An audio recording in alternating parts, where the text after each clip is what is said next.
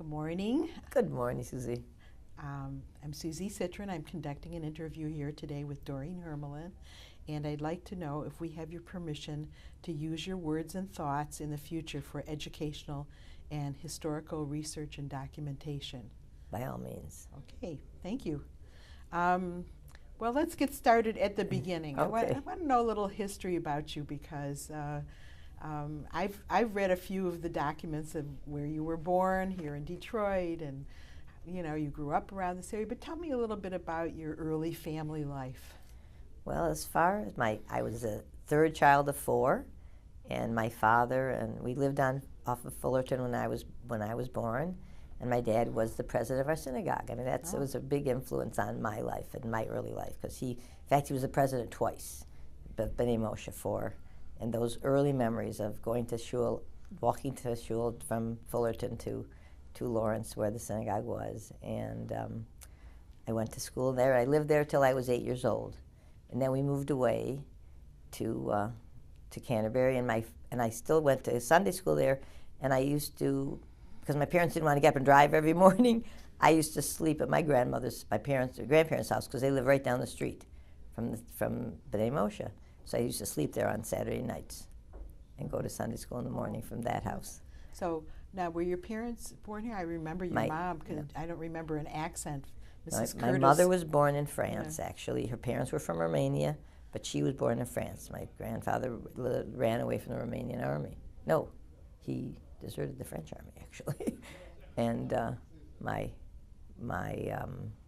mother was born there. She was the oldest of four. And my father was born in Hungary, but he came here when he was around 12. My mother came here when she was around 8 or 9. Wow. So they both were, but they were both born in Europe, although my mother could speak fluent French till the day she died, and my father spoke perfect Hungarian, but because they both spoke the other language, they didn't speak, neither of them spoke their native languages, they figured out English. And I'm only sorry about that, because it would have been nice to have, all I knew from my father were the swear words. And my mother, she said she spoke French beautifully, but we were taught Spanish at our elementary school, which was very unusual. They taught another language they started like in the 4th grade, 5th grade. So because of that, I took Spanish all my years. So French and Hungarian went the way of not me. So I would imagine you were from a conservative home, and holidays were, It was very interesting, because my father was never bar mitzvahed as a young child, because he left Europe with his father, and he was living with his dad in the States. And he didn't have a bar mitzvah, but he and my mother belonged to the young married club of B'nai Moshe when they were young people. They joined that, because my mother lived in a completely non-Jewish neighborhood, and she lived on Gratiot and not completely not Jewish neighborhood when she came here, so she had no Jewish education as a child, but cared a great deal that her children have it. And when they got married, they joined B'nai Moshe, and it was a conservative synagogue, and in those days it was separate seating, it was much more traditional, and I have tremendous memories of it as a kid. We lived down the street from Rabbi Fisher, who was a couple doors from Dexter, and I remember he was the senior rabbi at B'nai Moshe when I was a child, and then Rabbi Lerman came, and I had, spent all through my consecration was at B'nai Moshe. But I used to walk over to Shar Tzedek to visit my friends, because more of them belonged to Shar Tzedek. And of course, on the high holidays, everybody walked to see all the shuls around Dexter. That was an amazing time. The kids, during Yom Kippur, when you had the whole day in shul, you would walk all over the neighborhood to see to go to visit all the different synagogues and all your friends. Yeah, it was quite an exciting time. It was a very exciting time for us, and I felt very comfortable in my shul, although, I'd like to be there only for the sermon, which is a switch now. The kids always leave for the sermon. Because that was part I could understand. And my Hebrew education there was, the old-fashioned, the ruler on the back of the hand, that kind of thing. Sure. But went through there, my sister and my brother and I, and my younger brother. Well, it's interesting to hear about your early education, and we'll get later on to how important it is today, Jewish education, and your commitment to really making all of our Jewish schools better. So. And I will say my father's involvement, although I said he never had formal education, and became the president of the synagogue, and he always was very, very philanthropic. I remember the people coming to the doors always on Sunday mornings. My father always inviting them in, coming for tzedakah. I always remember it, and never turned anybody away. And he was my role model as a young child. I remembered it very distinctly. And he even got, and here's a man who didn't have a formal education who got an award from the theological seminary when he was already. What did he do for a living? He was in the tool and die business. He was an engineer. He put himself through college. Wow. He was the rags. He was a kid who sold newspapers and without shoes when he was a kid. They lived very, very poorly when he was first over this country. Wow. And then he Amazing put himself through role model. college and got himself an engineering degree. Well, it's interesting what you say about his opening his doors to his home to everybody else. I sort of think you must have gotten something like that from him. Well, they always, my parents were the home that everyone came to. We always had the holidays. We always, my mother was the oldest of her family, and my father only had a brother who married my mother's sister. Oh, so how interesting. We were so it was a limited family, so my parents was the house that everyone always came to. So I got that definitely from my family, definitely. Yeah, so you were a party girl even always, at an early age. I'd go in the kitchen and help her make hors d'oeuvres. Always, I did. Do you want to talk a little bit? I know you went to Camp Tamaqua. Do you want to talk a little bit about Camp Tamaqua? Well, I could say something about the camp. I say I'm very thrilled that we're a third-generation family now. I mean, they opened the camp to girls in 1949. That's why the girls' camp became called the 49ers, and we started there because my brother was there already. And so we all went there, and I met my husband there, and my sister met her husband there, actually, both. It was a hotbed for activity for your family. Just, you're in a very, it's a very interesting place because it's like an island, and you meet the people and spend a lot of time with them, and you learn all about people and you become very comfortable, and it's a wonderful place for kids. Like I say, informal education is so much more, many times more superior to a child's Jewish education. Mm-hmm. There were kids who came from, and Tamaqua was an interesting place because although it wasn't specifically a Jewish camp like Ramah, we had Shabbos services, we said the blessings, we lit the candles, we had a service in the evening on Friday nights, and we all wore white and did that whole thing. And many kids who lived in neighborhoods when my kids were little, when my kids went to camp, there were kids who lived in very predominantly not Jewish neighborhoods who went to camp in the summertime, and those became their Jewish friends. Mm-hmm. And that became their outreach into the Jewish community. So it really serves as a very important thing for kids, for Jewish connections, when the kids can spend their summers with other Jewish kids. And I said, in my kids all went, and now my grandkids are going. So it's wonderful. Oh, that's great. Yeah. Anybody in particular you met there that you? My husband. I want to mention. I met him as a kid. I was 10 years old, and he was 12. But we didn't start dating then. Did you like him immediately? Or? No, he was a friend. He was my sister's friend. He was my sister's friend, and my sister was dating the man that she's now married to. When she was like 13, at his bar mitzvah, she lit all the candles on his cake, and then they became friends after the bar. They broke up. They were kids. They broke up. They went their separate ways. She got married, had a couple of kids. He never married. Oh, interesting. And when she got divorced, they got together. He'd been living in California. Something in the Tamaqua water or something. I don't know. But so then, did you date David in high school, or? I started dating him when I was 15. We started very young. I started dating him at 15, and we got married at 19. I had just turned 19, so we were child sweethearts. I mean, I went away to school, but he had planned. He was a very planful man. I think in his mind he wanted to get married young. He really did. And I had a few more years I wanted to spend loose and fancy free, but when he says, "Will you?" and I said, "Okay." Oh, he wasn't very persuasive. No, he was not persuasive, right? Not persuasive much. No, I was his. He was the all-time salesperson, and I was his biggest customer. He was always trying to sell me something, some bill of goods. I was afraid to let him go out jogging years later, because whenever he'd come back jogging alone, he'd have some new idea for something, some new construction, something. That's funny. That's funny. I know you went to University of Colorado. How long did you go there? Not long enough. No, I didn't. We got engaged. I came back home, so I only finished a year there, and then I came home. Started going to we got married that next summer. I started going to the Society of Arts and Crafts because I was an art major, and then had my first child. Oh, it was a surprise, surprise. I was very young. Anyway, and I didn't have the kind of help that they have nowadays, and that was the end of my education at the time. Yeah, and you had five of those children. And I had 5 of them very quickly. Yes. And how many grandchildren do you have now? I have 16. Oh my goodness, how exciting. 16 grandchildren.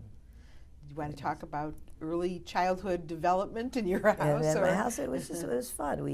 It was always busy. We lived in a little house when we got married, because my parents and my in-laws both agreed that we should, better than paying rent on an apartment, we should buy this little house, and they helped us and helped us put the down payment on this house, and then we paid for it, and I had 3 kids in about 1,100 square feet, 3 kids and a sheepdog, and I was expecting my 4th, and my husband said, I can't come home because there's no place to put my feet down. I mean, between the toys and the kids and the whole thing, he really wanted to move. And we started looking for houses. And we looked and looked and looked and looked, and had all kinds of criteria, school system, what was going on. By this time, my kids were, Marcy had started school. She was in elementary at the time. I think Karen was in elementary too, because it's a long time ago. I'm trying to think. We only lived there 10 years. We lived in that house 10 years, right?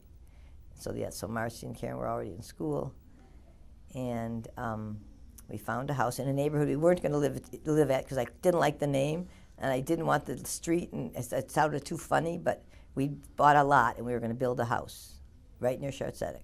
Oh. And we bought this lot, and turned out that the builder said it would take 365 working days to complete the house. In those days, the builders always went on strike in the summertime. Different tradespeople went on strike, and it would take we figured a year and a half, and I was expecting my 4th. And David said, we can't stay here. We have the 4th. We found a house that was 2 blocks from that lot, and said, we'll move there, we'll stay there, we'll build the house, and then we'll sell that one and move into the house. So I agreed to do that, and we moved in, and then I liked the house so much, I said, I don't want to move. It's a nice house. It's a great place. I had nice neighbors. Everything was really lovely. And so we sold the lot.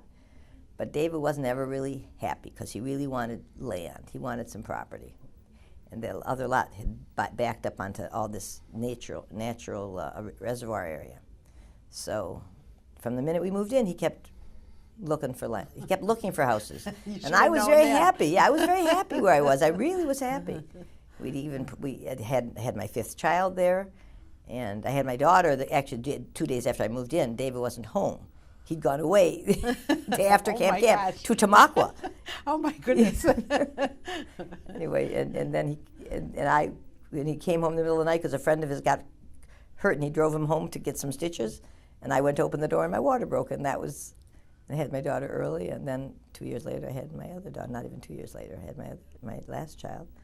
And David just kept looking for houses.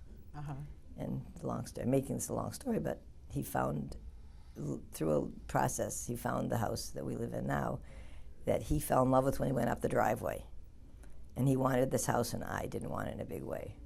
It was too much house for me. I said, I can't handle that. It scared me.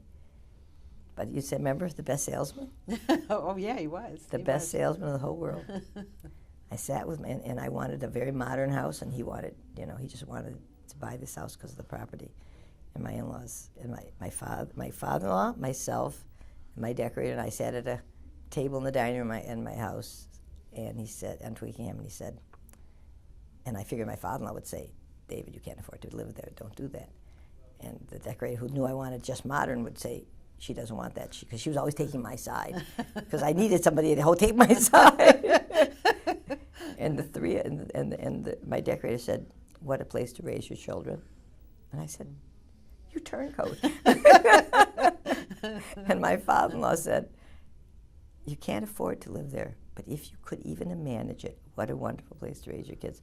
And I said, so my husband turned and said, "See, Doreen, everybody buy the house." Well, so how long have you lived at your present address? Well, I lived the house. Let's see, my Francine was 3. Oh my goodness, you've lived there a long time. 33 years. Oh, I didn't realize it's been that long. That long, 33 wow. years. And it keeps getting bigger and bigger. Well, because David always said he loved projects, and I used to hate to let him go jogging because he'd come home with a new addition. He used to tell me, "You have 16 acres under one roof if you keep going like this." I know in the documents I read, there's a quote that you said, he said, "The sales begin when the..." The sale never begins till the customer says no. And I was his best customer because I didn't always say no, but a lot of times he said, and I had to say no because he always had lots of incredible ideas that were beyond. It must have been so much fun, all those kids and a big house. And when I finally said to him about buying the house, I said the line to him, he says, he wanted to put a bid on the house. I says, "Bid, they'll never take that bid." I says, go ahead and do it. So he did. I was busy getting ready for Pesach, and he was calling me 12 times a day. I swear to God. No, 4 times a day. "Are you thinking about the house?" I said, "I'm not thinking about the house. I'm busy changing dishes. I'm making Pesach. I'm not thinking about the house." And he called me again, and he was calling me until finally he says, "I'll put it, this is the bid I'll put." I said, "Okay, you put that bid, they're not going to accept it. So go ahead, do it, have a good time." So he called me back a few days later from the office after he says, "They counter-offered us." I said, "Oh my God." He says, "Now I have to tell you what to do." And I said, "David, buy the house." He said, his line to me was, "Life is an adventure." I said, "I'll put that on my tombstone. Life was an adventure. Buy the house." Uh-huh. So he put the bid back. He gave them a counter bid, and they accepted the bid. And we bought that. And life has been an adventure. I was just going to say, my goodness, what an appropriate quote, because life has been a great adventure for you. It has been. How many times have you been to Israel? And Susie, at one point I was counting, and I finally stopped counting because what's very interesting is I'd never been to Europe because the year we got married was supposed to be my trip to Europe. My parents had sent my sister after her first year at school. They'd sent her to Europe for the summer, to take one of the student trips, and that was going to be my trip that summer. But instead, I got married, so I didn't go to Europe, and so I never was to Europe. And then I was having kids, and I was saying, all these children, and I never got to Europe. And I kept saying, and then there was a terrible, terrible flood in Venice, and I said, all the art's going to be underwater. I'm never going to get there. But I didn't want to go to Europe until I went to Israel. I really didn't. So I finally got to Israel when Janie led the first mission with the women, with the women's board. And I got to Israel, so I said, once I got to Israel, I never went anyplace else. I just coming back to Israel. And finally, when I turned 40, he surprised me and took me for 4 days. My friend said, was he trying to kill you? Or was he trying to? But he couldn't. He never took time from the office. He couldn't go away. So he made those 4 days and totally surprised me. Told me to pack my bags. Told me to pack an overnight case the day of my birthday. And he tended to take me away for a few days. So I packed my toilet articles and my makeup.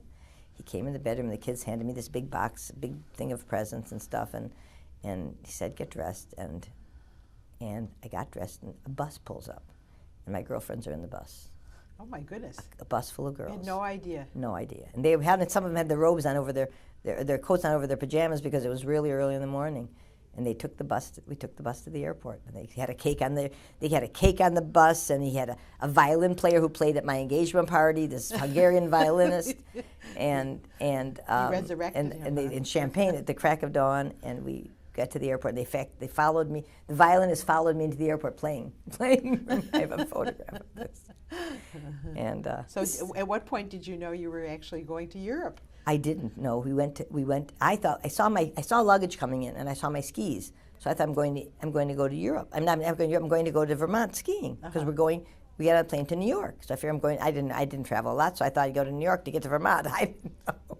So when I get to the airport, my daughter, who's in college at the time, greets us there with flowers, and we get on a shuttle that said Air France. I said, Air where? And he took me on the Concorde. Oh my gosh. To France. And when I got to France, I had cousins there, and they were there at the airport waiting for us with flowers. I mean, he really planned this thing. And then we just stayed at the airport, and he never told me where I was going from one day to the next. The next day we got on the plane in the morning again and left for Geneva, and then went up to Switzerland and skied. That's where skied for the day. Came back to Geneva, spent the night there, ended up going to Florence for a night, Rome for a night, back to Paris for a night. Oh my gosh. Back to Paris for a night, and in Paris I crashed. The first day we got there, I'm sleeping on the bed. I'm like dead. And we went around Paris for the day, and then came home. We didn't come home on the Concorde because I wanted the whole day in France. So we came home on a conventional flight that night and that was my first time in Europe. I was 40 years old. Oh my goodness. And it was very cute because after that they started doing the missions to Israel, where they were taking, not just Israel, but you'd go to Prague or someplace before, and we were going on a mission to Israel that was going to Paris for 3 days, and then to Israel, to the Jewish community of Paris. And somebody said to me, "Oh, that's crazy, 3 days in Paris." I said, "Do you know what you can see in 3 days in one city?" Because that was the second time I was there. 3 whole days in Paris. I said, it's a luxury. It was a luxury. I said, that's a million. That's all kinds of time. We hear some. Excuse me. I'm just going to stop the tape for a second. I'm getting okay. Go ahead. Okay. Sorry, It's okay. It's little okay. noise. We had to stop. It's okay.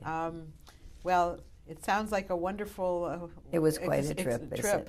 I remember friends of mine bought me a book on France, on Paris, Florence, and Geneva, so that I would know where I was. I would remember it when I got home because I saw it so fast when I was there. So it was, so that was the first time I was in Europe. But I said I'd been to Israel many times. I've forgotten. I've been there with you. So yes, I you've know. been with me, and I kept saying I should have kept more track of how many times I was there because people ask me, and I'm sure it's like carving notches in your belt. In my belt, because I'm a mission junkie. I love going on missions. I really do. In fact, I can't believe I'm not going on the family missions.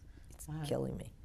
Well, but I was trying to put a family mission for my own family together this year. That's why I didn't do it. But because my family's too young, the kids are too young to be on the big family mission. Sure. So you've got lots of little people. Lots of little people.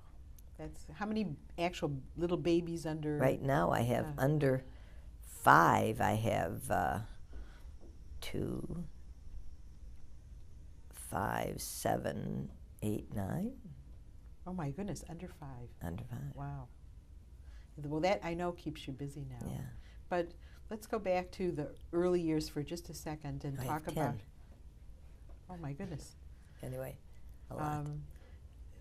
When we're talking about the early years, and you were busy with kids, and David's moving you all over the place, and building onto a new house. We didn't build on so fast; we couldn't afford it. We built on, later on, much later on. In fact, it was the first. We built on the house when we bought it because it didn't have enough bedrooms to begin with. I had just added bedrooms to my home I lived in, the one in Twickenham. I just added a couple of bedrooms because the family had grown. We needed more space, so I put on 2 bedrooms, and then he was taking from this situation to a house that didn't even have the 5 bedrooms for the kids. So we did do some work on the house so that we could have the 5 bedrooms for the children, because I really felt strongly that the kids needed to have their own space, or almost their own space. And so we did that. We did when we bought the house, but then we didn't do any additions beyond till my daughter Julie was 16. When before her consecration, we added a room, because by this time we'd been having a lot of meetings in the house. I was just going to say. Yes, a lot. All of a sudden, you have meetings. Well, we started on Twickenham. We had started already. David had already gotten very involved in the community. When my kids were little, he was very involved in the community. And I was involved because my sister was a little older than I, and my sister was involved in the community in different places. The Children's Orchard Children's Services was the name of, not the Orchard Children, excuse me. Scratch that one. It was Children's Orthogenic School. Was a school that Norman Walkler was involved with. The Kays were involved with. These are friends of my sister's that had been very involved in the school for kids with special needs. And Reggie had brought me into it, and then I'd been involved with Ward and Hadassah as a young girl, as all the young women joined when they were first married. But I didn't do a lot because you got 5 kids, 4 kids, 3. You got a house full of children. Sure. You have to tend to their needs. Tend to their needs. So, but David was involved from a very early time on. He got involved in. He joined the first young adult, not the leadership, the young leadership cabinet. He came. They had a meeting around the table here at Federation, and he looked around the table and he saw all these leaders. He saw Joel Tauber. He saw Frankel. He saw, I don't know all because I wasn't there, but he said he saw all this potential leadership. He said, and he said to himself, they don't need me here right now. He said, they've got all these young people coming up. He said, so he looked for some place that needed him more, another organization that would need him. So at that time, he went and got himself involved in bonds and in ORT, but mostly in bonds, because bonds was brand new. Bonds was a brand new organization that the Israel government had decided to establish it, and he started working with bonds. But then ORT, and then everything. And he was out a lot at nights because the work he did took him out a lot at nights. He was in the insurance business, and he was doing renewals at night. That's when he would go to the office and do renewals. And people who were buying insurance didn't want to meet during the business hours. You wanted to buy life insurance or whatever you wanted to do, they did it in the evening. He would make house calls at night all the time. And so I was home with the kids, and somebody had to be home.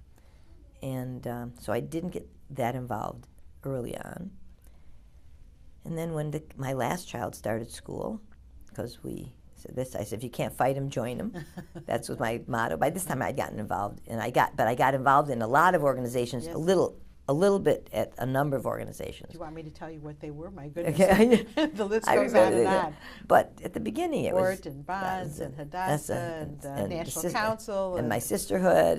Yes, absolutely. And it went on and on, but a little bit, because I wanted to be busy, I couldn't go to work in a situation where I had to be available for my kids and available for my husband, and I felt, but I needed to be busy. I just wasn't going to sit. I wasn't going to clean my house and cook all day. It wasn't. I like to cook, but I just wanted to be involved in the world, and so I started when my youngest started school, so that was like almost.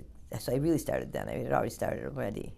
I remember and then because we lived in our first house 10 years, the second house 5 years, only 5 years, and then moved to where we are now. But we had already started having meetings at the house because we had room enough in the living room for people to sit.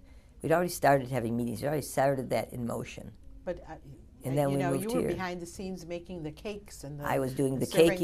I was baking the cakes. In those days, I did all the cooking and the baking. I did it with help to serve, but I did all the baking myself. In those days, I enjoyed it, and that part was mine.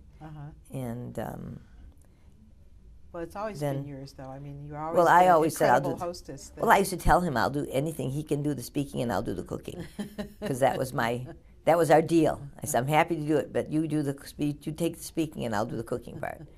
And that's what we did for a long time. But I got involved in the community because it was where it was my heart was, and where my caring was. I had an opportunity to read some of your old speeches in your folder, and you had a great sense of humor. I think I know that myself, but I think people always looked at David as being the jokester and the. Well, I had a lot of help from my friend. I would sit there. Well, he always felt that the best thing he ever took in school was typing. He was an amazing typist, and he had bought the first computer ever sold to a house in Detroit.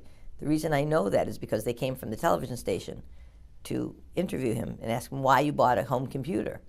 When the Apple store opened in Birmingham many, many, many years ago, he walked by the store and said, if you can install that today, I'll buy it, because he was slightly impulsive, very impulsive. When he wanted then, otherwise he didn't need it. So they came out and he put the computer and he put it on the table in the family room. So all the kids he says, my kids will have to know BASIC more than they will have to know French and Spanish. That's how he felt. He felt so strongly it was the wave of the future. He was very farsighted. And he put the computer there, and everybody studied except me. Like a dummy, I was busy cooking and cleaning and doing my things, and not doing the computer. I should have done it then. Well, it's interesting because in reading some of the things, I came across the fact that he was the magician and you were the magician's assistant. Well, actually, my children started out being the assistant. He got me to do it a little bit when he was young, but actually, I really was not comfortable in front of a crowd, which is, as I always say. But and there's some very funny stories about how she did that and once split her pants in the trunk that she was supposed to get out of, and watching when my daughter's class was watching the show, and she wouldn't get out of the trunk. He says, "If you don't get out of the trunk, I'm going to seal all the holes." And you're going to... And she said, and she wouldn't come out. And the show ended on a flop because he couldn't finish the finale. So you need the assistant. That was my point. You need the assistant. You can't have the full show if you don't have the assistant. Well, he said he enlisted his children as soon as they were old enough to do it, and then over the years, I ended up finally acquiescing and helping him more in Norway than here. I mean, when I was there, he put on magic shows in Norway. He put on magic shows in Norway. Oh my goodness! I mean, he was an ambassador like none other. I mean, that's a whole other thing. We went to a meeting in Geneva for the ambassadors from that part of the world, and as we drove from the airport to the first meeting, we drove by a big building that said that Vienna Magic. And his eyes lit up like a kid, and I knew he was going to get there no matter what. And we were very busy at meetings the whole time, and then the last day of the meetings, there was a luncheon that was like an open luncheon. There was no speaker, and we all came. The spouses came together, and we were having lunch. And the ambassadors were coming also. And David couldn't be found. I didn't know where he was. And halfway through the meal, or 3/4 of the way through the meal, he appears. Quick, get to the room, pack. We're leaving now. So I quickly threw my pack. Of course, he'd been at Vienna Magic. And he found these enormous, fabulous, these tricks. This is a place that made magic tricks for all the big illusionists. Oh my goodness. For the guys from Vegas and everybody. They made these. They had a first floor, it was a store, but the second floor was their creating room that they created these illusions. And we went up there, and he'd made selections. And I said, okay, it's going to be your birthday in a couple of months. You can buy it. For your birthday. It's my present to you. So we bought 2 big major presents, one that cut you in half, and the other one that made you disappear behind a curtain, and you would move the curtain, and the person you've had tied up on a board like this would be gone, and the magician would be there, tied up. And so he bought these 2 big tricks and sent them back to Norway. And he'd taken magic with him anyway, so when we had kids over at the holiday times, the school children used to come to visit the embassy or the residents, and he would do magic shows for them. Oh my goodness. He took himself there. This is an ambassador that no one forgot. And so you too. So whatever. In the meantime, he has to have the assistant. He had the assistant. He had the assistant. I definitely was assistant, but it was very cute because we had this big holiday party. Wouldn't it be a Christmas party because we didn't want a Christmas tree in the house. That was a major thing because we kept kosher in the house there. So we didn't want a Christmas tree in the house. We said, we'll make it a holiday party. So we had all the greens and snowflakes and a big snowman blow-up thing and all the things that went around, but we didn't have a tree. So we called it our holiday party, and we had dreidels on the table and Hanukkah menorah candles and everything for all the holiday. And we had all these ambassadors and all of these people from the government and all these Norwegian people. And he insisted upon doing magic. I said, you can't do a magic show with your ambassador. And he said he was a salesman, and I was so finally after I relented. But I said, you can't do that big one with the circle because we have no place to put it. We had too many people in the house for the parties as it was. We entertained for more people than the house even could hold. I said, but I'll do the zigzag one where they cut you in half. So, because that was just narrow. And we could put it away when the thing was over. So, sure enough, in the party, he got the attention in one of the rooms, everybody who could get into that room, and he did a bit of a magic show, and he put me in this thing, in this zigzag machine, in front of all of the ambassadors and all of the prime minister and God knows who all. You got sliced in half? He sliced me in half. Somewhat like one of his salamis. Right, like his salamis. And so I did. I said I was his assistant when it was the most embarrassing, probably.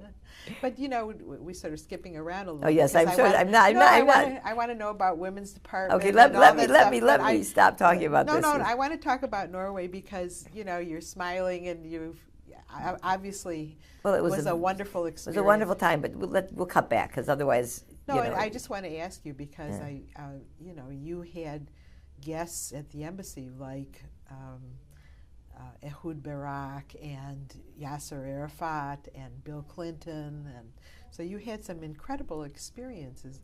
What was that like for you personally? Well, it was a fairy tale. We considered we used to pinch ourselves. We would on Saturdays and Sundays we were free, completely free. We'd go to synagogue there, and we'd go walking in the afternoon, because when you're in Norway, you had to walk or bike or hike or something on the weekends, or ski, because that's how they lived their lives. And so we joined that community and did those things. And we would be walking or running in Norway, and we would say, "Can you believe this? Can you believe we're here? Can you believe this is happening?" It was a fairy tale. It was a real fairy tale existence. And and they said in Norway, the one thing they'd never had, because we had an incredible relationship with the United States. They had an incredible relationship with the United States for years, till what now? But the fact is, even now, the Norwegians loved America, because first of all, the Marshall Plan saved them after the Second World War, and so many of their children and grandchildren and relatives live in the United States. There's a larger community of Norwegians here than there's in Norway. There's only 4.5 million there, and 7.5 million people who came from Norway here. Oh. So it's huge. So they love the United States. But they said the only thing they never had was a sitting president to come and visit them, because the presidents always go to their hot spots and things that are problematic. They don't necessarily go to the places that are your close allies. So when they told that to my husband, that was it. That was what he wanted to have happen. He wanted to bring the president to Norway. So from the first time we went there, the whole time every time he had an opportunity to be in the White House or to be talking to the president, or talking to the State Department, he kept nudging the president to come. And in fact, when he did come, he said in a speech in front of our embassy at the very last piece of the trip, he said, "I had to come finally to get him to stop bothering me." And they all laughed, and so David piped up and said, "But you haven't been in the summer," because it was a winter time. Like, you think that's going to stop me? But by this time, Dave was sick. But so having them in the house was like incredible. I mean, the whole thing was a fairy tale. I mean, my office was the office for Madeleine Albright, and then we made another bedroom for the Palestinian delegation. We made another bedroom for the American delegation, and for the Israeli delegation. They were all in the house, and we were serving the hot dogs. The delicious kosher we just figured they'd been going all day long, and we figured it would be nice to serve, because we knew that Barak and Arafat and Clinton were going to go and have a private talks, and the rest of the delegations were going to be hanging around the house. So we brought food out to serve them, because it was already evening and it was late. We were really witness to history. We were witness history. I mean, I have a phenomenal picture of the four of them standing in front of David's music box in the front hall of the embassy. We'd taken this big music box over there, and the president said, "What is that?" And it was actually the Grand March that was playing on it. So he would play it, and the four of them, Dave with them, are standing in front of it. So we witnessed this history, and we had some amazing opportunities. We actually went out on the boat with the American delegation and the Palestinian delegation to have a quiet conversation. They wanted to have a conversation with them at that time, see what they could do, because it had been, things had been really rocky. And so they wanted a place they could talk without being, in fact, I don't know if this can be on this. You may have to cut this out of the tape. Seriously. This is... Don't put it in. No, don't put it in. Okay, and I won't say any further, because this stuff was, there's things, sure. and as an ambassador, you can't say things and you can't divulge things, Sure, and this sure. is, so you just slice it out, okay? And anyway, Yes, okay. I'll just tell you the story. So they had to have a crew, and I said, "I want to be the crew," Oh. because we usually have a man who helped crew. I said, let me serve lunch. Let me be the one. So, of course, the Palestinians fell in love with David, and they wanted to. It wasn't, and he invited us to come to his house in Jerusalem and the whole thing. It was one of the men who. Experience. It was quite an experience. Of course, when Arafat came in and kissed my son on the cheeks, my son said, "Oh, he kissed me, yeah, I can't stand it. He's such a gross person." And I had to be very polite, as you have to be as an ambassador. Couldn't really stand it. Knew what he was like and knew what he was, and I didn't want him, because he kissed my hand. I wanted to wash it immediately. Okay, we'll cut that out. No one should know. No, I said, Brian, you have to act like an ambassador. You're an ambassador's child. You have to, you know. But anyway. I know when I saw you in Norway, you always had this love of art, and you took us to the museums, and it was just wonderful to be with you. It was. You always, we took you to the park, didn't you? Yes, Come to the park with us to see the Vigeland Park and the museum and the house. It was this program we had was, for me, it was like a kid in a candy store. When you're an ambassador, it's called the Art to the Embassy program.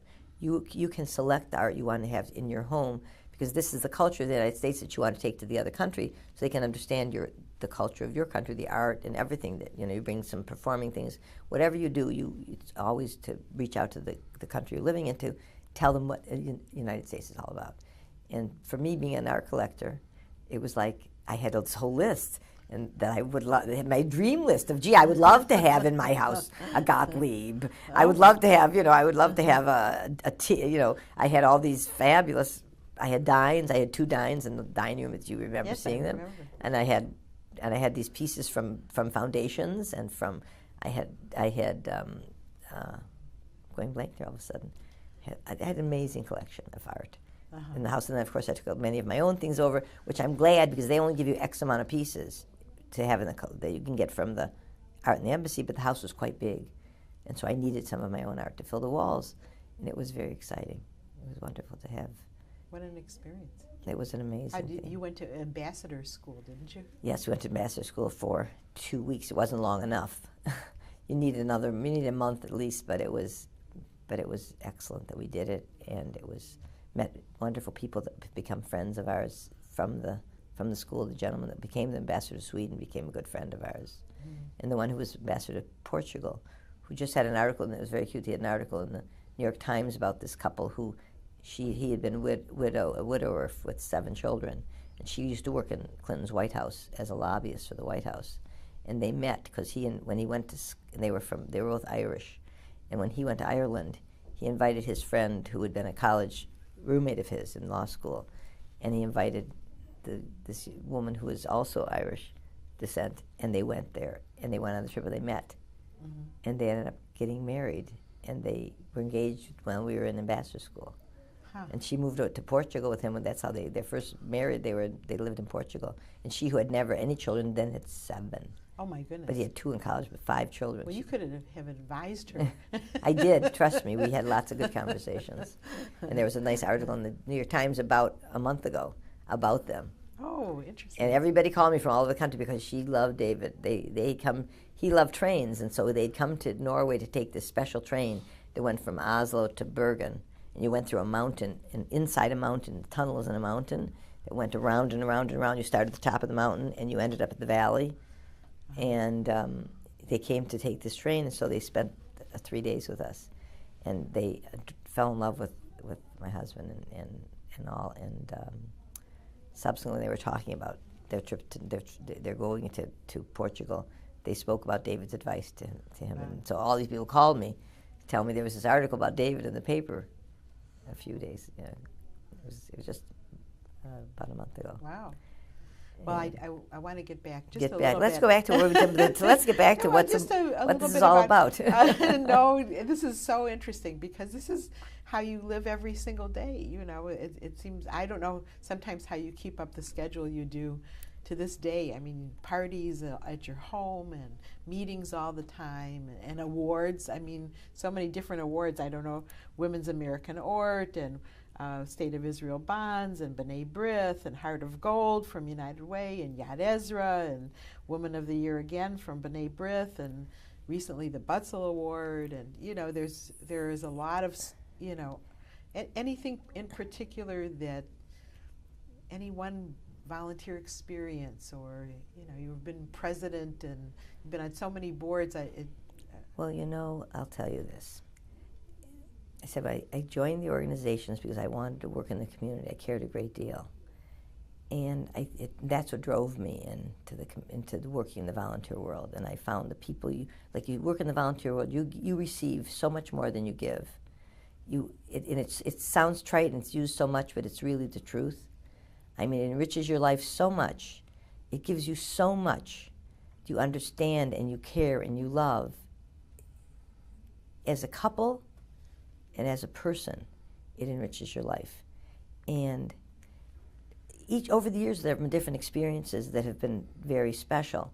I say the awards, I have to be honest, the Butzel Award was I was thrilled and delighted. I mean, I couldn't have been more thrilled. But many times, and I understand this, if you're going to be involved in the community, if you know that the organization needs the money, and if you can help them by lending your name, this allows it. And I mean, I know this over the years because over the years I've asked many people to be the honorees. And so then when it came around to being asked by them, I said, if you're going to go out there, you better do it yourself. You better take it, and it's not easy. And I know it's not easy, and I tell an honoree it's not easy. But it's so helpful to take that other step, because you can give your time and you can give your money, but if you give your name then to it and help them use your name to raise more money, you're giving them a gift. And so when you say all these awards, it's because I said, I figured I'd put myself out there, because if it helped at the time, if they say, oh please, Doreen, you'll make a difference, it'll be, who knows, right. You figure if it'll help, fine, and if you care about what they're doing and the work they do, then you say yes. And so that's the awards are there because of that, because for over the years I've been the one who's been asking other people to do it, and so I know that when they turn around and ask me. Yes. Carmanos, I could go on and on, all the different but it's just, and my husband was, and David, God bless him, used to say, don't honor me, just let me chair the dinners for you. And seeing as the biggest important thing I did in this community, I'm going to say it on the tape, if I did one thing important, I think I helped influence a lot of young women who thought they couldn't take leadership roles because they couldn't speak in front of people. Because from the very beginning, I shunned them all. I wouldn't take a leadership position that put me in a situation to make speeches. I would do this and I would do that. I would do all kinds of stuff, but don't ask me to take the microphone and make a speech. Because like I said, I made the deal with my husband, I'll do the cooking, you do the speaking. I couldn't do it. It was so nerve-wracking for me. It caused such anxiety prior to and even in the speaking situation, that I couldn't do it. But I say to the young women now who are coming up and coming along, and they, I can't do this, I can't do this. Well, many more of the women are working women who are lawyers, and they're in the business world, and they speak more in their business worlds. But I came from the generation that we weren't. And we didn't have bat mitzvah, so we didn't have that exposure even. Right. We didn't have to get up in front of the shul and do a bat mitzvah when we were kids. Right. I did one as an adult, and that was very thrilled. And in that time, I said, I just want the education. I don't want to get up on the bim and do it. But I was with a group, and we did it. But that also gave me anxiety. But the fact that I get up and I tell the young women, if I could get up and speak and make speeches, then anybody can do it. And I know there's a few women who followed me. Absolutely. Who had that same feeling, and who have done an amazing job, and even better than I, because they finally said, okay, if Doreen can do it, if she can do it, then I can do it. And that, I think, was my best gift, because I'm not afraid to say that to people, because I still don't like it. I still find it very difficult. And I didn't, until they say you hide, you don't even look like you're nervous. Trust me, I'm still nervous. I used to laugh and say, when I go around the table and I ask your name, I would be nervous. Doreen. But this is, and my kids know it. But I think David being sick and putting me in a situation where I had to do it, it forced me. And in jumping back to Norway when he got sick, and as ambassador, you welcome people into your home and you make a little introduction, you do this stuff thing. His timing was amazing when he was well.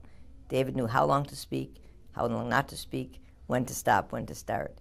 And the hardest thing that happened after he had his surgery was he lost his timing. And he would start welcoming the people to the house, like for the receptions and things like that, and he couldn't finish them. And because it's protocol, nobody can interrupt the ambassador. His deputy chief couldn't say anything. And he and I talked, and I says, I can sidle up to David, because I can, I'm his wife. and finish for him. He literally couldn't finish a conversation on the telephone. He'd hand me the phone, even at home. He couldn't finish the conversation. So I would do that. So I think he put me in a situation where I had to start taking the microphone, taking the podium, and then, so I had to do these things, but it doesn't make me any happier. But I think that's my contribution to the young women of today. And well, you've given much more than that, but that's a wonderful gift to give. But that's what I think. and the fact is that a very cute thing was I was very involved in fundraising always. That's what I started out doing with bonds and with Federation, and that's what we do. We care about things have to be important. And I joined the National Council of Jewish Women because they do more hands-on work, and there's not necessarily a fundraising organization. And so I became involved in the vice chairman of the Orchards Children's Services at the time. And of course, the year I joined, we started to build a camp. And had to raise money. I said, what happened? You thought it was going to be hands-on? I thought it was hands-on. Well, you've been campaign chair, yeah. You've been of women's department and of the general campaign. I mean, yeah, that was. And you were one of the first women to be a campaign chair, which is really, for people like myself who followed after, it was a great inspiration to know that a woman could do this and be given this kind of responsibility. Well, there were many before us who could have broken that ceiling, but they finally were ready when we came along, Susie. Well, they obviously knew you could do it, so you may not think you inspired, but you did. I thank you. I appreciate that.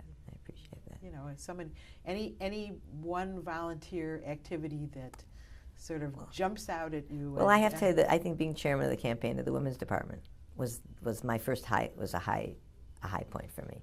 I think it was the most exciting job. I really do, because you really get into the whole thing, and you understand, and you learn, and you want to help make it happen. And then when I was chairman of the campaign, I was very honored to take that position.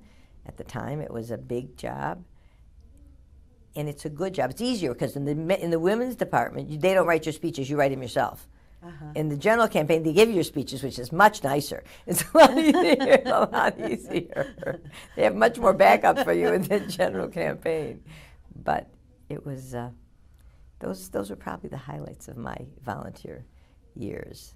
Except I think now that I'm in, I have to say that at this point, what I'm doing now with the education programs, the Hermelin-Davidson Center for Congregational Excellence, I think it's probably become much. When I first took it on, unfortunately, David was sick, and I didn't want to do it because I just didn't want to do anything that took me away from here that much. And then as I got into this program, seeing what we're doing, because I feel so strongly that the next generation of children should know who they are, what they are, and feel comfortable. David used to say, I'm giving this as a Doreen and a David kind of memoir because it's things I remember. We remember you together, too. But he used to say that our children are not going to be Jewish because of the Holocaust. They're going to be Jewish because of the joy of being Jewish. And that truly is what he embodied and what we tried to embody together. Our Pesach Seders are memorable because they were fun, and the kids loved them. And over the years, we couldn't always get them. They wanted various reasons. They wanted to not come for. There was a concert, there was a this, there was a that, there was a recital, there was practice for a recital for dancing recital. My daughter could not, because she couldn't go to the dancing recital. The teacher put her out of the recital because it was Passover and she couldn't come. But that was so. But over the years, when the kids didn't want to come for various reasons, we used to say, "Call your papa." We were fortunate. My father-in-law lived till he was 99. So we used to say, okay, call Papa and tell him you're not coming for Pesach. Nobody ever made that call. We were talking about Passover. I was talking about Passover, but then I started speaking about this Congregational Excellence program, and it's really become a highlight for me because I care so much about the fact that my next generation loves and wants to be Jewish because of this joy of Judaism. And I went through an after-school school and didn't like it, and 99% of those, or 95% of those who didn't have great memories from our generation. And absolutely.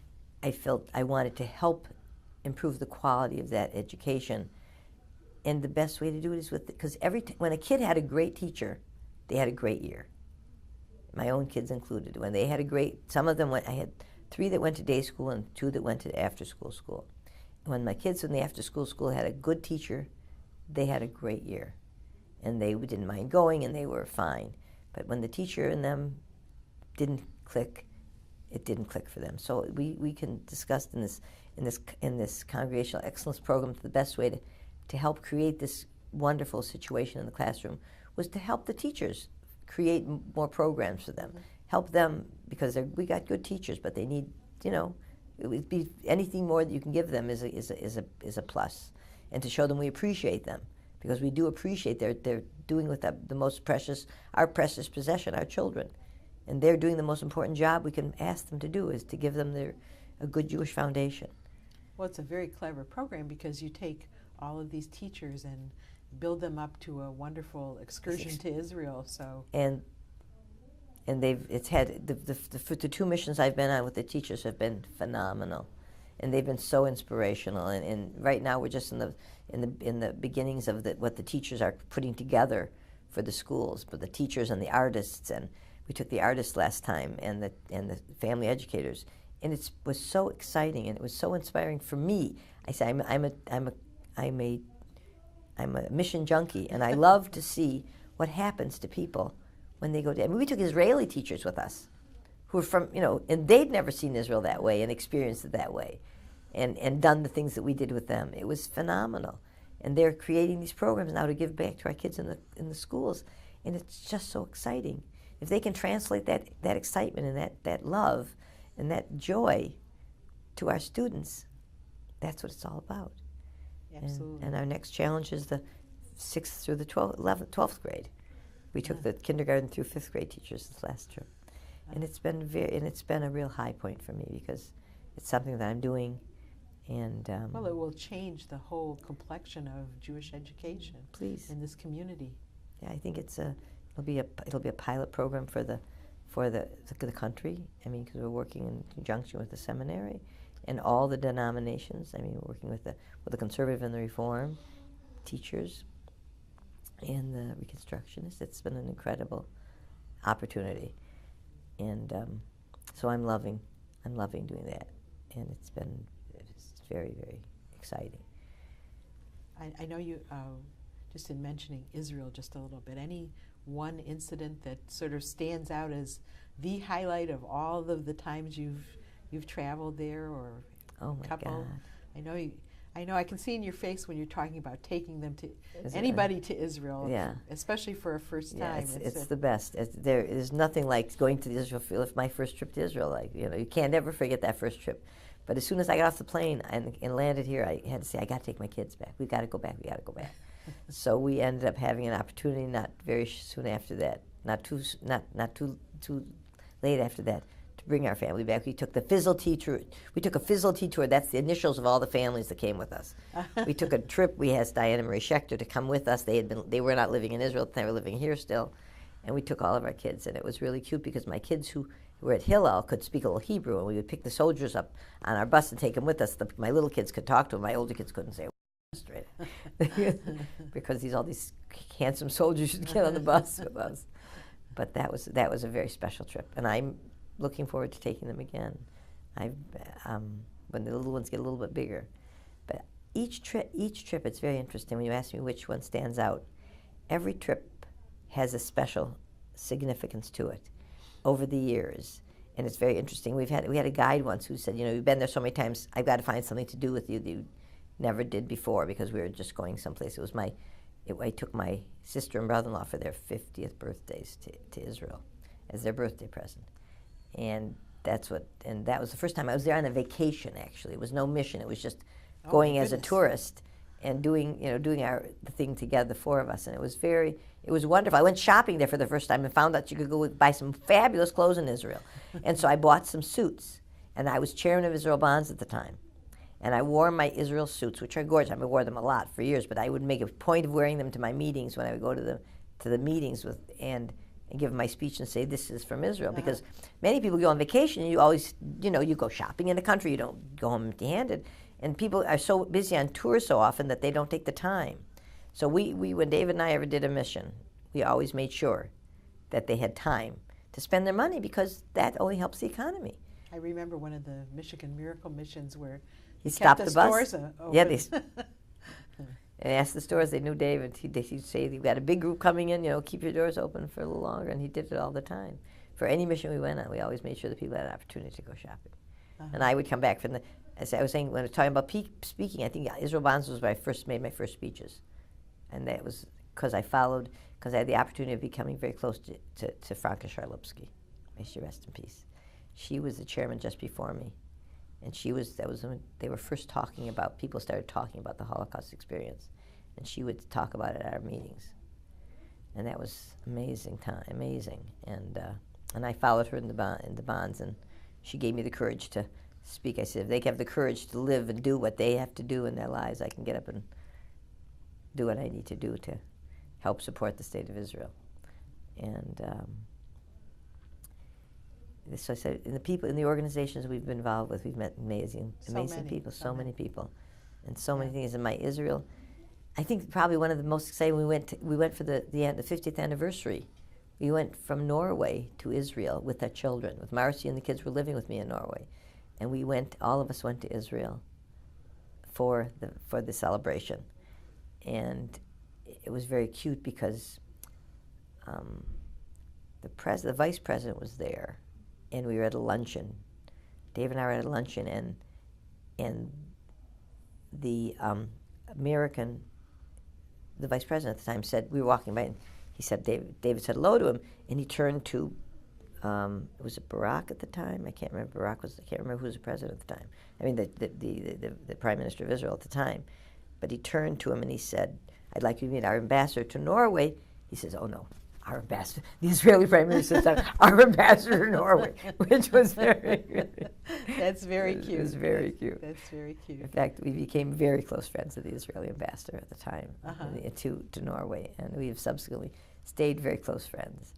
And they always teased the rabbi always got on his case because they didn't keep kosher in their embassy in Israel because they were secular Jews. But we kept kosher in our embassy. That's funny. In our embassy. So of course they kept kosher when they had anybody coming over from Israel, but that wasn't their life. But it was our life, and so. Well, I know in Norway you sort of infiltrated the Jewish community when you were there. In Israel, you know so many people there, and here you're just, we couldn't do. Well, this is the most wonderful. We have the most wonderful community in the world. We really do. I mean, you don't appreciate it until you start working on the national level or visiting, in situations. And it's said all the time that when you go out of town and they talk about where you're from Detroit. Oh my God, Detroit's got an amazing Jewish community. We do. We have an amazing Jewish community. We are a people city, and our people who care. And every organization that has fundraisers someplace has a fundraiser in Detroit because Detroit just understands and cares. And David said it when we left, and I agree. They allowed us. They helped us to achieve what we achieved in going to Norway, because they always supported us. Supported David when he got involved in something. They would come out. They would do it when we did those huge fundraisers for Clinton, and he called and asked people to come and give him these ridiculous amounts of money that don't usually do. And because he's the best salesman in the world, and people came and they loved it. It was a wonderful experience. And that's what propelled us to be able, but it's because of this community. Because if people didn't get behind us, but not just us, everybody. I mean, the women's department, the women who came before us, supported us and helped us and encouraged us and were there for us when we needed them. But you also brought experiences to this community. I mean, in terms of bringing Clinton to your home and introducing him. I mean, how many of us get to shake hands with, Many more than we realize. I mean, there's a lot of people out here who are very involved in our community. Yeah. And they do that. And it's just because this community is an active, participatory community that really cares and supports each other in what we have going for us, which is wonderful. Yeah. And so I'm saying it was a fairy tale. And David left us big shoes, And I'm very thankful that my children have, they could go either way. They could have said, forget this, it's been pushed down our throat forever. You get kind of nervous when you're raising your children, and you wonder what they're going to do when they get older, because they were, like my kids used to say, they couldn't get undressed in their bedrooms at night because somebody would say, oh, we're just looking into the house, and they'd open the door. My younger two would say this all the time. They'd be trying to get ready for bed, and somebody's just seeing the house, because they would say, it's okay, sure, go to the house, go look all around. Never said that everything was off limits, So I used to wonder what they do, and yet my children here, Marcy, Yes, absolutely. and Brian, who've taken right up the behind gauntlet you. tremendously beside me, ahead of me, whatever. Must have done something. And the three out of town have picked up they in their own communities, they're doing a lot of stuff in the Jewish world, and it thrills me beyond belief.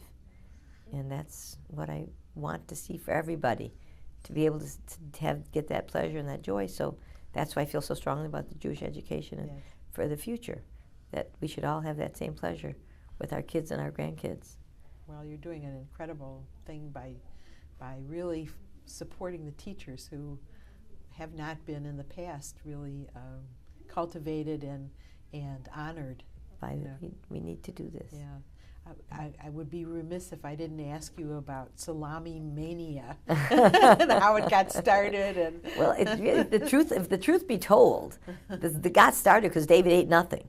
I mean, my husband was an amazing man as far as, being all over the place, but the one huge flaw he had was he ate nothing. He ate plain steak and plain chicken and plain potatoes, and French fried potatoes and salami. I mean, salami was his mainstay his whole life, because if he couldn't find something to eat, he would eat salami. So when he would travel, and as he traveled to Israel or any place else, we took salamis, because he figured, particularly on a mission where a plated dinner, you don't have an option. And he would know if trouble was worse comes to worse, he'd have a salami sandwich. But he would never eat alone, so he took enough salami for everybody, always. I mean, if we could be going, any place. Yes, but the one Michigan Miracle Mission had 1,284 people with salami. Well, because he chaired the mission, and he and Paul and who was it? We decided to give salamis to everybody, because this way he didn't have to bring enough for himself for everybody. He could have them bring their own. But he made a mistake. We gave them out before. We gave them out when the people turned their suitcases in and gave them the salami. So some of them take them home and ate them at home and didn't bring them back to Israel. So the next time we gave them as they left for Israel. Then they have to take them. So either they ate them or they gave them to the people in Israel, which is really nice too. And David, whenever we went to Israel, even we didn't go on a gang, we took enough salamis to pass out to the people that we knew, our driver. And we started a whole Detroit tradition. Yes. David passing out salami. I mean, didn't just pass out. This wasn't just the Detroit tradition. It was a tradition that he started wherever he went. And I'll tell you one of the very funniest stories. It was sad and funny. When David he went to Israel when they signed the peace treaty in Jordan. And that was very nice. And of course, he took salamis with him because he was going to be gone a few days and he needed to have salami. So he had all these dignitaries. He went on Air Force 2.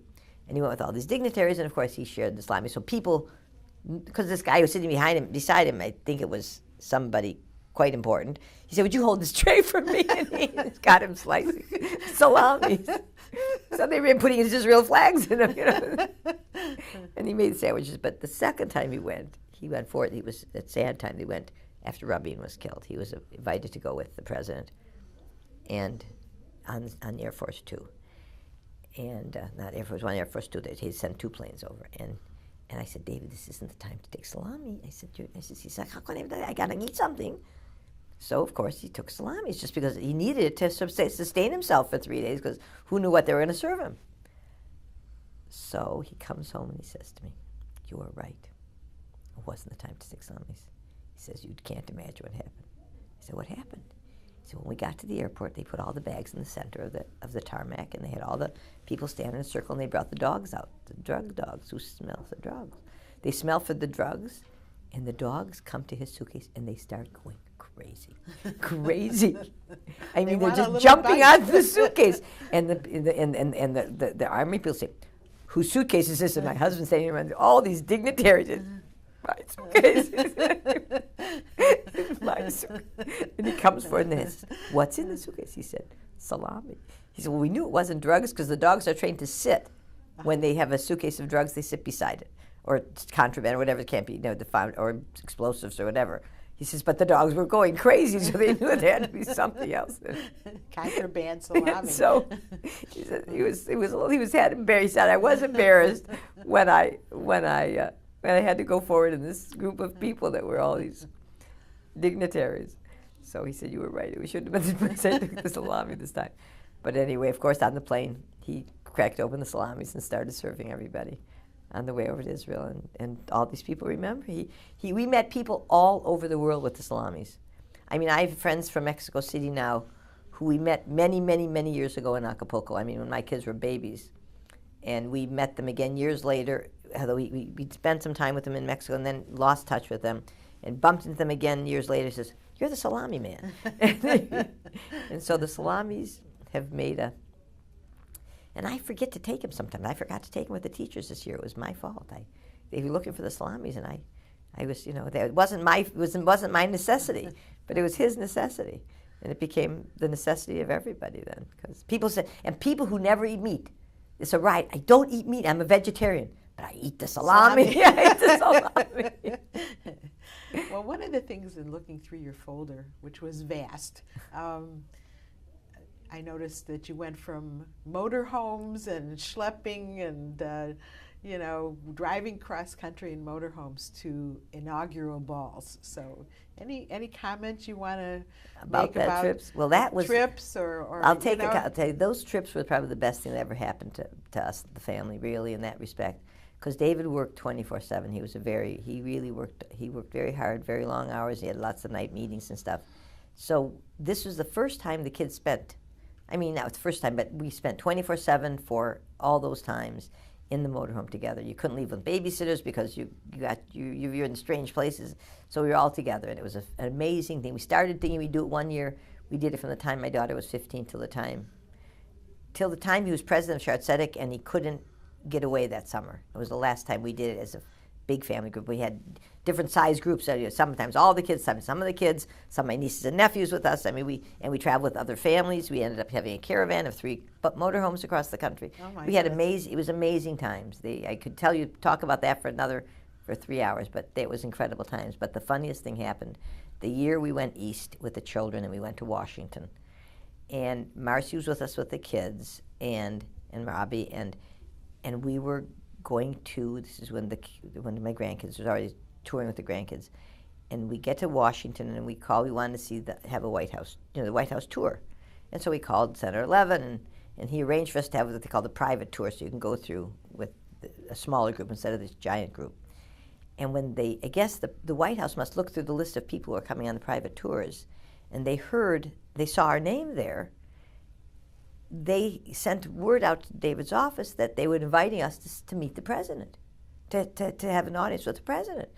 Oh, we were so excited. This was years before David was, ambassador. This was incredible. So we always usually took something nice with us. We always took one outfit, one pair of pants that were nice, one skirt, one thing. But we'd done it every year when we were traveling, and Marcy said, Mom, I take it every year, and we never use it because we always are able to go. So we get to Washington, and they've got nothing to put the boys in. We've got no clothes for them at all. And here we're supposed to go and see the president. So, I mean, we ran around town, but it was too late in the evening. Which president? Was it Clinton? We ran around town looking for something it was like right after he was in office. And we went running around looking all over to find something to wear, for the kids to wear. There's nothing. So we are in shorts and T-shirts, and we have meeting. The president is walking through. He's coming. He wasn't really annoyed. We were going to have an opportunity to see him and have a picture with him as he left the White House to get into his helicopter. And there was like 4 families that were gathered there at the end of the tour. And here we are in shorts and T-shirts and whatever. And I mean, I think David and I had something, because we always brought something, but the kids had nothing. And they were across from this family that's all decked out and looking so beautiful. And this other family that happens to be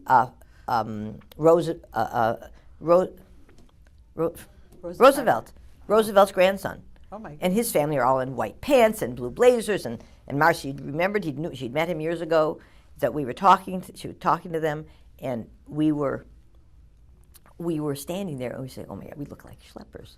Here we are from the motor. We came in the motorhome. We were in the motorhome in the motor park, And we said we can't go to the motorhome to the White House, so we had a car pick us up. We said, don't come in the motor park. So we traveled in the motorhome.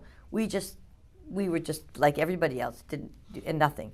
So we had police, we wait at the gate and we'll come and get you. Well, the guy didn't listen. He came, pulled up in front of the motorhome. So we leave the motor, we get in this fancy car, and we drive, and we're all the people looking out of the motorhome doors. Anyway, so we go to the White House, and we're sitting there, and he comes out, and he, of course, greets all the families and take pictures. But I said, we apologize for our attire. Agreed, but we did feel a little schleppy. So from the motor, we came from the motorhome. That was the future ambassador you were. from the motorhome, we came to the White House that year. That was quite funny to have a meeting and to greet the president. It was very cute. But it was amazing times. Went to every state in the Union and every province in Canada. The only place we didn't make was to Alaska. We tried to get there one year, but the ferry was out and we couldn't get the motorhome across, so we stopped. But those were wonderful years.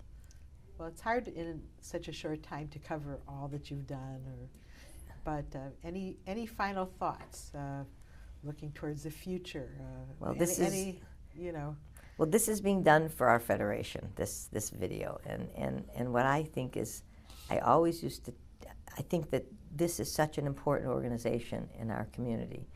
We take care of our Jews here and around the world, and we take care of the world. When there was the Katrina, the hurricanes, we as a Jewish community sent money there to help the communities there. If we as a community must always band together to understand and teach our children and our grandchildren this purpose that we are a family, all of us, and must take care of all of us. So if we teach them tzedakah, when we teach our children tzedakah, they understand.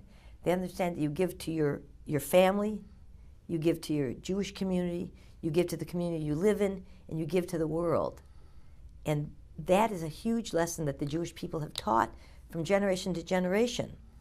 And it's taught, Judaism teaches us this, and I think that this is what I care so much about, that I think this is what I hope will be my legacy to my kids, my grandkids, and the program we're involved with in the education will help the kids beyond my family, but to our whole community. Well, it already has. And so you made an incredible start on education, and you have been continually supporting our community and doing wonderful things everywhere. We see you everywhere as a very gracious and wonderful lady. So thank you very much.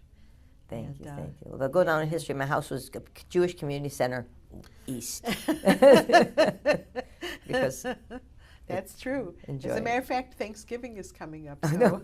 Are you having a big No, dinner? actually not. Actually, my children do that. We go other places for Thanksgiving. Oh, you get a respite. Yeah, I get a respite. We never did Thanksgiving. We always traveled at Thanksgiving time, historically, because we went to camp as kids.